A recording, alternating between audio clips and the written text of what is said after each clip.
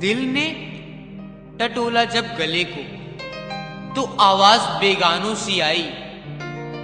पलकों पर अपनी शबनम की तरह सहेजा जिसे, आग सीने में उसी ने लगाई। करे किससे शिकवा जब वो हो अपनी ही परछाई।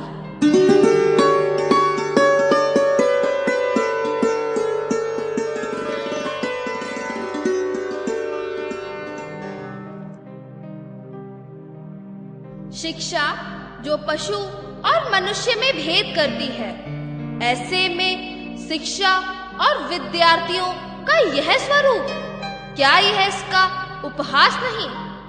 मनुष्य जो बाल्यकाल से किशोर अवस्था तक शिक्षा के सांचे में ढलता है, उसी के द्वारा शिक्षा और शिक्षक यूं तिरस्कृत।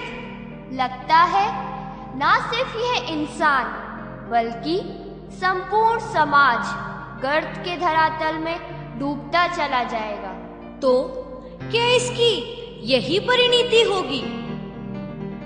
शिक्षा का महत्व समझना होगा।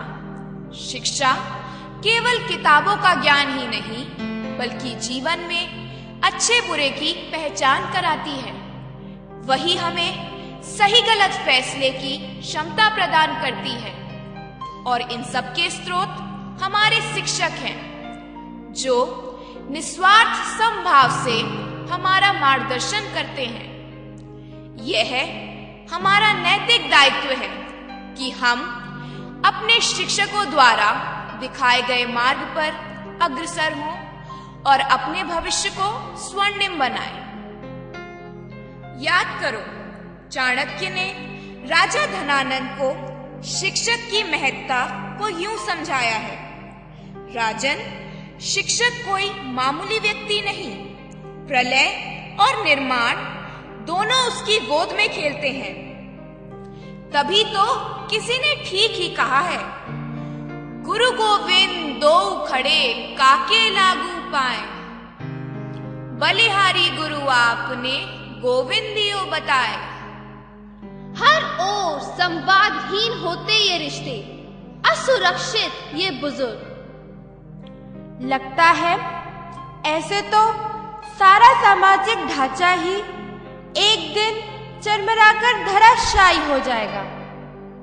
प्रेम, सम्मान, ईमानदारी जैसी नैतिक बातों का हमारी लाइफ में कोई स्थान रह ही नहीं गया है। कौन और कैसे संभालेगा इन बिखरते मूल्यों को? कौन बिखेरेगा इन निराश चेहरों पर आशा की मुस्कान? आगाज तुम ही हो, अंजाम तुम ही हो, जीवन का हर सांस तुम ही हो, हर मुश्किल का समाधान तुम ही हो। जब जब समन्वय किया नवीन पुरातन का, बने दमकते भविष्य के रचनाकार तुम ही हो। समझ गए? इसका अर्थ है हमें अपने बुजुर्गों की ना केवल बात माननी है, बल्कि उनके एक्सपीरियंस का एडवांटेज लेना चाहिए। तभी हम दमकते भविष्य की ओर बढ़ पाएंगे।